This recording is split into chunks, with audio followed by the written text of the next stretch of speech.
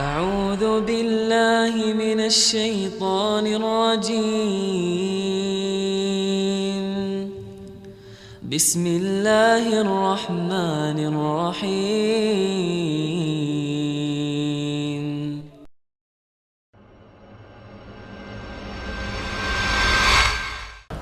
Assalamualaikum warahmatullahi wabarakatuh. Alhamdulillah wassalatu wassalamu ala rasulillah. Kita masuk ke tanda-tanda tukang sihir. Karena di Indonesia cukup banyak orang yang tukang sihir sebenarnya, tapi mengaku sebagai kiai, ustadz, dai, haji, menggunakan kopiah hitam, menggunakan kopiah putih, tidak jarang juga menggunakan surban. Jadi orang-orang awam tertipu dengan masalah itu. Maka ada ciri-cirinya sehingga kita bisa membedakan mana dai, mana ustadz, mana kiai yang sebenarnya, mana tukang sihir itu. Yang pertama, ciri-ciri penyihir adalah bertanya kepada pasien tentang nama ibunya. Jadi bukan nama ayah. Dan ini seringkali mereka lakukan. Sayangnya saya bilang banyak lembaga-lembaga kita mengikuti cara-cara penyihir ini. Siapa nama ibu kandung Anda? Karena dalam Islam kita tahu ajaran Allah Subhanahu wa taala, ajaran yang benar adalah menanyakan siapa nama ayah. Walaupun ayah kita orang kafir, tetap saja kita nisbatkan diri kita kepada dia. Maka menanyakan ciri pertama adalah siapa nama ibu kandungnya. Yang kedua, meminta hewan dengan kriteria tertentu. Misal ayam hitam, ayam putih, atau jenis burung-burungan. Itu didatangkan. Dan ini tidak mungkin, mustahil terjadi pada seorang ustadz atau kiai yang benar. Di jalan Allah nggak mungkin. Saya mau jawab pertanyaanmu tapi bawa kepada saya ayam putih, itu nggak mungkin terjadi. Pernah nggak ada di sini saya minta ayam putih darinya? Hah? Atau minta kambing? Tidak pernah sama sekali. Nah itu ciri-ciri mereka. Yang ketiga, meminta darah dari hewan yang disembelih. Kalaupun hewan itu sudah didatangkan, dia suruh sembelih, atau dukunnya menyembelihnya, tapi cara menyembelihnya sesuatu yang aneh, baik dengan menggunakan silet misalnya sehingga hewan itu tersiksa, atau menarik kepalanya, atau menjepit dan seterusnya. Dan itu tanpa menyebut nama Allah. Selain menyembelihnya selain cara yang Islam, cara yang diajarkan oleh Allah, juga dengan cara darahnya diambil, lalu dioleskan darah tersebut pada bagian tubuh pasien yang sakit atau yang datang mengeluh, dan memerintahkan agar sembelian tersebut tidak dimakan tapi dibuang di tempat-tempat reruntuhan atau dekat batu atau pohon, yang memang sebenarnya tujuannya untuk dijadikan sebagai sesajen bagi syaitan-syaitan yang telah membantu para dukun-dukun itu. Itu yang ketiga. Yang keempat, meminta jejak dari orang yang datang kepadanya seperti pakaian dalam, sisir, kuku, rambut, atau foto. Dan tentu di buku ini ada gambar ya, contoh rambut yang diikal-ikalkan. Mungkin karena kecil tidak kelihatan, tapi yang jelas kalau antum milikin buku ini akan kelihatan ya. Mungkin Pak Diarto bisa dekatkan kameranya biar jelas gitu ya. Jadi bisa tahu bahwasanya memang seperti ini ya. Tujuannya dia minta jejak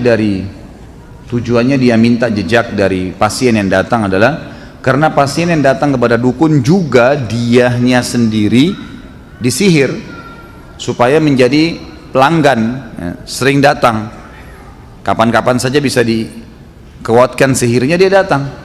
Mungkin dia rindu sama dukunnya, mungkin dia ingin bertanya sesuatu, atau setan yang sedang ditugaskan memang diberhentikan sehingga reaksi sihirnya kurang dan seterusnya. Kemudian yang kelima, menulis mantra-mantra, simbol-simbol, huruf-huruf lepas, nomor-nomor, atau dalam persegi empat atau lingkaran, baik itu dalam tulisan Arab atau tulisan yang lainnya.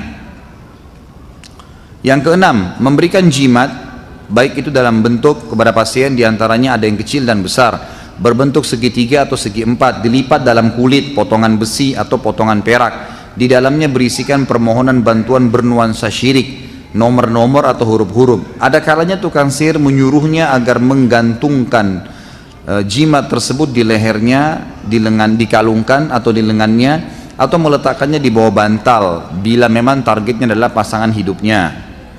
Dan di sini tentu ada gambar-gambar juga. Di buku ini cukup lengkap gambar-gambarnya walaupun bukunya kecil.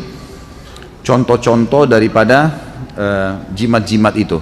Kemudian yang ketujuh, memberikan benang dari bulu binatang atau tali yang ada bundalannya atau simpul-simpulnya. Ini semua diberikan dan ini mustahil terjadi pada seorang ustadz, nggak mungkin. Dai jalan Allah nggak mungkin kasih jimat, suruh pakai. Pokoknya cirinya kalau sudah kasih jimat, biar pakai kopiah, biar pakai apa, jangan dipercaya, udah dukun pasti. Yang kedelapan, memberikan pasien barang-barang untuk ditanam di dalam tanah, dan ini mustahil terjadi pada dai, nggak mungkin.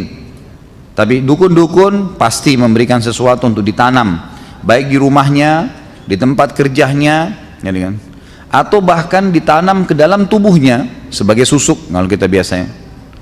Yang kesembilan, memberikan pasien kertas-kertas yang bertuliskan mantra-mantra dan memberikan dupa untuk dibakar pada waktu terbenam matahari, terbit matahari, atau waktu siang hari, atau dikenal dengan kailula dalam bahasa Arab.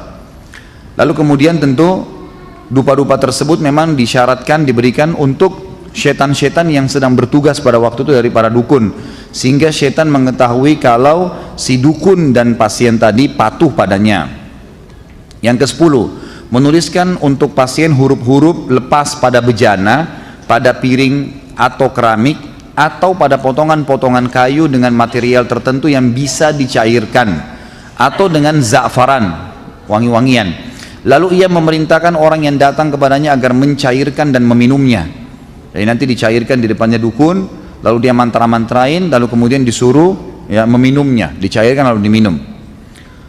Seringkali dukun juga meminta, maaf bahasanya, darah haid dari wanita, yang kemudian dari wanita yang dijadikan target oleh laki-laki tersebut, lalu kemudian disuruh laki-laki tersebut meminumnya.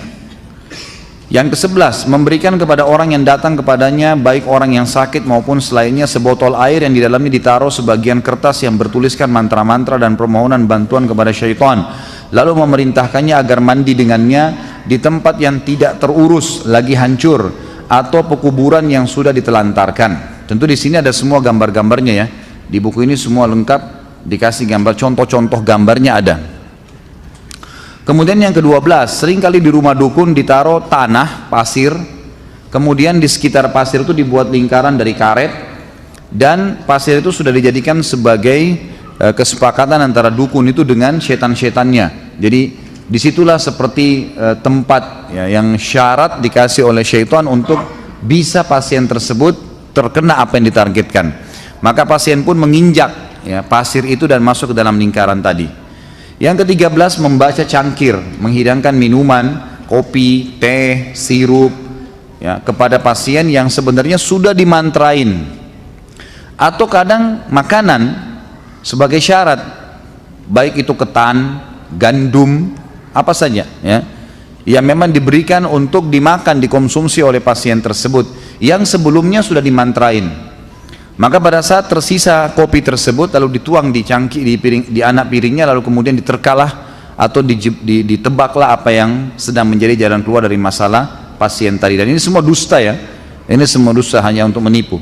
Yang ke-14, membaca telapak tangan, garis-garis wajah ini semua ciri-ciri dukun. Nggak ada ustadz yang bilang, sini saya lihat wajah kamu, sini sini telapak tangan kamu, sini saya lihat kuping kamu. Itu semua tidak benar. Yang ke-15, dukun menaruh kerikil, rumah kerang, biji kurma atau biji gandum di atas kulit binatang buas atau di atas sepotong kain yang khusus ditenun untuk praktek itu. Tentu di sini juga ada foto-foto, ada 6 foto yang beliau taruh di sini, diangkat. Yang ke-16, menuangkan timah yang sudah dicairkan di sebuah wadah. Jadi timah dicairkan di sebuah wadah, sengaja dicairkan lalu kemudian diletakkan di depan pasien tersebut lalu dimantra-mantrain. Ke-17, memberikan cincin yang diukir dengan sebagian simbol dan mantra dengan bahasa cincin sudah diisi atau diberikan sesuatu. Ini paling banyak di Indonesia nih, Jadi jangan aneh-aneh, pakai cincin yang biasa saja gitu. Yang ke-18, menampakkan simbol pengobatan untuk menipu orang awam dan orang-orang bodoh, seperti obat-obat dokter, bacaan-bacaan yang disyariatkan. Coba amalkan misalnya ayat kursi 100 kali, coba minum obat ini dan obat itu, tapi ternyata di sisi lainnya semuanya dikemas dengan sihir. Karena ayat Al-Quran bila ditambah satu huruf atau dikeluarkan satu huruf atau ditambah bahasa daerah atau nama seseorang, sudah berubah fungsi dari Al-Quran menjadi alat sihir. Jadi misal orang baca ayat tertentu kemudian dipotong tengah-tengah, lalu dimasukkan bahasa daerah atau nama orang, atau dikurangi satu huruf ditambah satu huruf, maka cukup untuk menjadi alat sihir. Ke-19, menyuruhnya agar menggantungkan kharaza. Kharaza ini manik-manik biasanya berwarna biru, atau wada'ah, rumah kerang di leher hewan tunggangan atau kendaraan, atau di dalam rumahnya. Jadi ini biasanya dibuat dengan ukiran-ukiran tertentu ya. Ke-21, tukang sihir menulis ya, Al-Quran, kemudian ditetesi darah haid untuk merendahkan Al-Quran. Menulis sebagian ungkapan-ungkapan syirik, simbol-simbol, permohonan batuan dan tulisan-tulisan yang keji atas Allah Subhanahu wa Ta'ala. Jadi biasanya ada ayat Al-Quran digunting oleh dukunnya, lalu dicelupin di darah haid, lalu dibilang dibungkus dengan kertas, ini simpan untuk menghina, seperti itulah. Kadang-kadang Al-Quran dibagi dua, dipotong, lalu ditaruh. Pernah kebongkar di Saudi itu, saya lihat cuplikannya, sampai Al-Quran dimasukin ke WC. Akhirnya ditangkap oleh kelompok Hizbah, ya, kelompok Hayy Amil Ma'ruf Nahi Mungkar, lalu dikeluarkan Al-Quran tersebut, lalu dicuci dengan bersih, lalu dituangin dengan minyak wangi oleh Hayy, lalu penyihirnya dipenggal lehernya. 22, tukang sihir atau dukun memberikan kepada orang yang datang kembali kepadanya benda-benda aneh, seperti telur yang bertuliskan mantra atau tulisan Arab, atau gembok yang dilipat dengan kulit dan mantra. Ini semua mustahil ada pada seorang dai atau ustadz, nggak mungkin. 23, menyuruhnya agar membawa kulit serigala atau giginya, atau mengikatkan benang-benang hitam pada mobilnya. Semua itu termasuk ketergantungan kepada selain Allah. Seperti di sini ada gambar juga mobil truk, biasanya di spionnya besar supaya selamat dikasih kain hitam, gitu kan. Jadi ada gambar-gambar dikasih. 24, meminta benda-benda aneh yang sulit untuk dipenuhi jika pasien tidak mampu mendatangkannya karena si dukun mau menipunya, mau mengambil uang darinya. Maka tukang sihir meminta sejumlah uang besar darinya seraya mengatakan, aku akan mendatangkannya untukmu dari Raja Jin.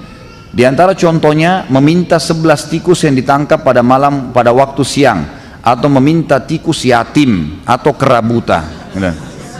Ya, ini saya sebagai ustadz aja baru tahu ada tikus yatim ya. Susah tuh, kena nyari tikus yang mati ayahnya kan. 25, tukang sihir atau dukun mengabarkan identitas seseorang, namanya, nama ibunya, daerah asalnya, dan problem yang sedang dihadapinya yang karenanya dia datang. Jadi ternyata semua dukun itu, semua dukun, di depan rumahnya ada syaitan yang ditugaskan sama dia. Syaitan ini setiap ada pasien datang, bekerja sama dengan korinnya orang itu, pendampingnya dari syaitan. Jadi mereka komunikasi, ini orang ada masalah apa sih, korinnya tahu semua nih. Orang ini begini, orang ini begini, orang ini begini, lagi ada masalah rumah tangganya, lagi begini, lagi pusing dengan masalah kerjanya, lagi punya utang, dilaporin semua. Jin, syaitan yang bekerjasama sama dukun ini datang melapor, nih orang begini, nama orang tuanya, nama semua. Begitu masuk, kamu si fulan ya, nama ayah kamu ini ya, nama ibu kamu ini ya, dan seterusnya, gitu kan? Maka ditebak semua, kau punya masalah ini kan, kau punya masalah ini kan. Maka itu semua ciri-ciri dukun. Kalau ustadz mustahil tahu masalah itu, gitu kan? Kemudian 26, memberikan air kepada sebagian pasien seraya memerintahkannya agar meletakkannya di bawah cahaya bintang-bintang. Itulah yang biasa mereka sebut dengan air yang terkena cahaya bintang. Ini termasuk praktek para tukang sihir. Yang ke-27, qomat kamit dan membaca azimat dan mantra-mantra yang tidak bisa difahami maknanya.